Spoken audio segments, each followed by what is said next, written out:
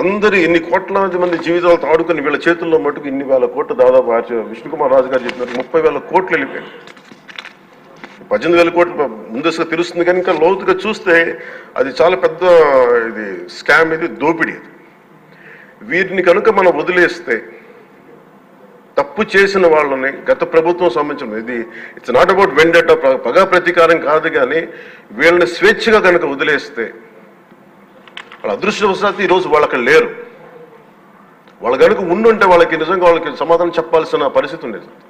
తప్పించుకొని పారిపోయారు వాళ్ళు ఈరోజు, తప్పించుకొని పారిపోయారు వాళ్ళు. We have to make them accountable అధ్యక్ష. వాళ్ళు we have to bring them into accountability. They have to be penalised. వాళ్ళు దయచేసి గౌరవ ముఖ్యమంత్రి గారికి నేను మీ తరపు నుంచి ఆయనకి తెలియజేస్తున్నాను అధ్యక్ష, దయచేసి వీరిని please we have to penalise them sir. వాళ్ళకి సరైన శిక్ష పడాలి సార్. వీళ్ళకి తప్పించుకోవడానికి కుదరదు సార్. ఏదంటే రేపు పొద్దున ఒక ట్రాఫిక్ కానిస్టేబుల్కి బలం ఇవ్వాలి అంటే ఆపగలమంటే వాళ్ళు ఏమంటారు సార్ లోపల? నేను చిన్నపాటి కానిస్టేబుల్ని అయితే నాకేమనిపిస్తుంది, మీరు పెద్దోళ్ళు అయితే వదిలేస్తారు, మమ్మల్ని అయితే పట్టుకుంటారంటారు సార్. మనకు రూలింగ్కి, గవర్నెన్స్కి, అడ్మినిస్ట్రేషన్కి నైతిక బలం పోతుంది అధ్యక్ష. ఐ రిక్వెస్ట్ యూ, నేను మిమ్మల్ని నేను ఉద్దేశించి అందరినీ హౌస్ మెంబర్స్ గౌరవ సభ్యులందరినీ గౌరవ ముఖ్యమంత్రి గారిని అడుగుతున్నాను అధ్యక్ష మీ ద్వారా.